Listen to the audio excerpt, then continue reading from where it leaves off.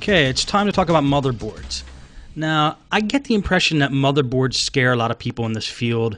You know, people don't want to deal with them or replace them or try to fix them. Or it's a little daunting to try to diagnose a motherboard. It might seem, but what I'm going to tell you is it's pretty easy. There's 4 main symptoms that could go wrong with a motherboard, and they are: 1, the laptop won't power on; 2, components in the laptop are not working, malfunctioning; 3, the computer shuts down randomly; 4, the computer acts abnormally. Now we're going to go through these symptoms one by one. There could be more symptoms, but these are the ones that I found in my experiences. Now, number 1, computer won't power on. You got a laptop that doesn't power on. How can you tell if the motherboard is bad? Well, you just ask yourself, why else wouldn't a computer power on? Number 1, if it's on battery power, the battery's dead or the battery's bad. And number 2, the AC adapter could be bad. So let's rule out number 1. Pull the battery out. Keep the battery out of the computer for this test. And then take your AC adapter and check the voltage with a voltmeter. And I'm going to show you how to do that right here. You just use a regular voltmeter. And what you want to test for is voltage. I'm going to put the meter at 20 volts. And you take the tip, the power jack tip. You hold your black, your negative on the outside of the tip. And you put the red in the hole on the inside of the tip. Be very careful not to touch the red and the black and the tips together, otherwise it'll create a short circuit. Now you can't see it probably on that video. Oh, there you can. 19 volts. Just about 19 volts. So we know the power adapter works. Now, just to make sure, you could take the power adapter and kind of bend it around a little bit and make sure that it's making a good connection. Let's see. I'm going to do that right now. Okay, I'm still getting 19 volts, and I'm moving the power adapter around a little bit, jiggling it around, making sure that there's no crimps in the wire. Okay. Even though I jiggle it around, it's still moving around at 19 volts. So we know the tip is good. A lot of times, you know, the tip will break, like right in this area here, and you won't get that 19 volts after you do that, after it's broken.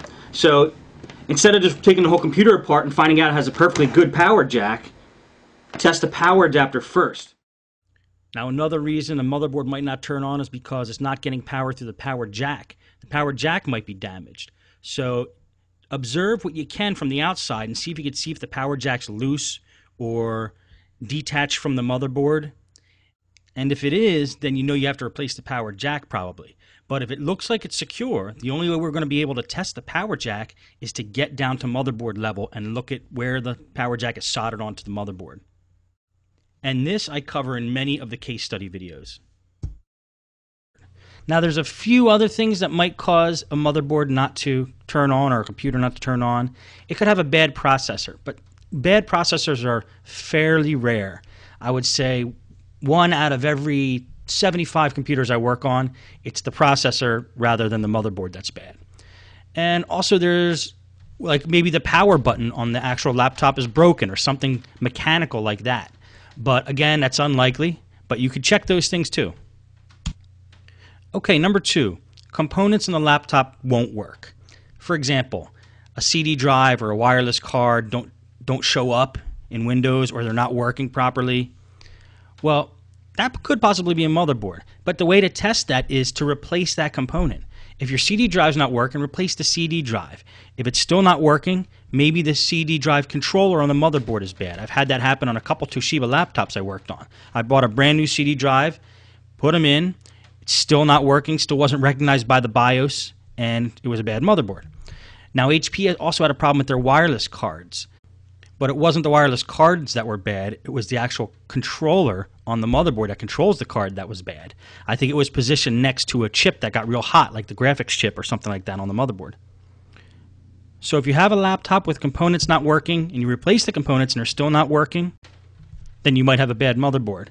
Now, how do you rule out if Windows isn't causing this problem or the operating system's not causing a problem? Well, test it with a different operating system. This is always a good test of a motherboard using like a Linux distribution like Knoppix, or using the Ultimate Boot CD for Windows. These are both bootable CDs, and it's essentially testing the hardware of the laptop because you're running it on a different operating system. Last thing to try if components aren't working and you suspect it's your motherboard, flash the BIOS of the motherboard. Maybe the BIOS got corrupted somehow, and since the BIOS is handles the basic functions of a computer, maybe it's not doing its job and causing some abnormal activity in the computer. Okay, number 3, computer shuts down randomly. Now this is a common symptom of a computer overheating. So let's make sure it's not an overheating problem. And how do we do that? Well, what I do is I take a can of compressed air and I blow it into the laptop in the bottom where the fan is, and also in the heat sink on the side of the computer.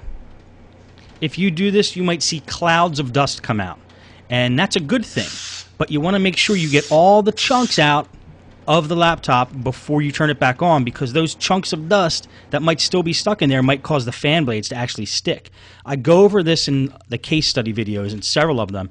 Watch how I do that there, and you can see in action, cleaning out a laptop and getting all the dust out of it. Now, once you get the dust out of a laptop and you're sure that the fan is spinning and the airways are clean, if the computer keeps shutting down after this, you can be pretty certain that it's not the CPU overheating that's causing the problem, but a problem with the motherboard. I've had systems where I opened them up, I made sure all the airways were clean, and made sure that the heatsink was making a good connection with the processor, put it all back together, and the computer still powered down. It turned out it was a bad motherboard. Okay, number 4, the computer acts abnormally.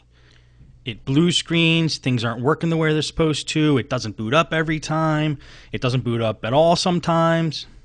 Now first I want to make sure it's not Windows that's causing a problem, so again, we're not going to deal too much with the software side, so do all your Windows fixes and make sure that Windows isn't causing a problem.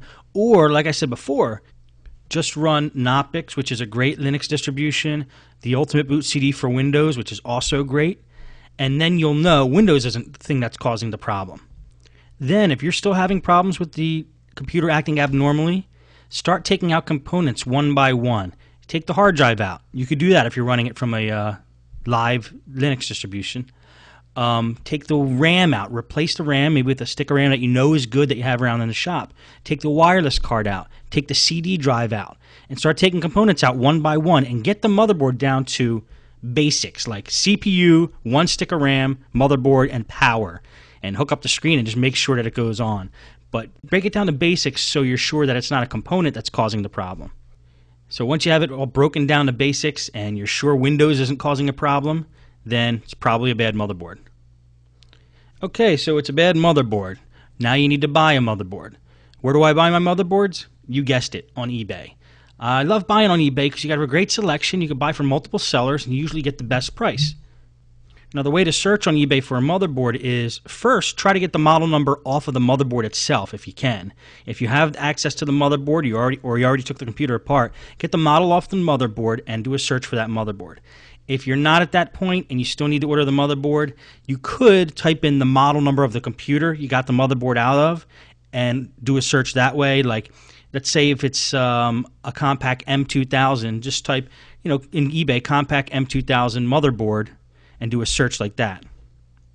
The problem with doing a search like that, though, is, for example, HPs have like a DV6000 model, but there's actually like 100 different submodels in the DV6000 series, and some of them have different motherboards than each other. Like, say there's a DV6310 US or DV6425. So that's when you have a computer like that, it's a little dangerous to search for a motherboard just by model number of the computer alone.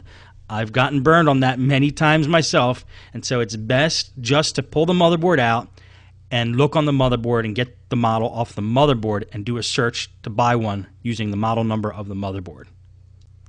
Now that leads to the next question. How do you get the motherboard out? Well, that's what all the case study videos show you. A lot of them involve bringing the laptop down the motherboard level when we're doing a repair. But before you watch the case study videos, make sure you watch the video on how to take a laptop apart, get the basics, then watch the case study videos, and then you can attempt it yourself.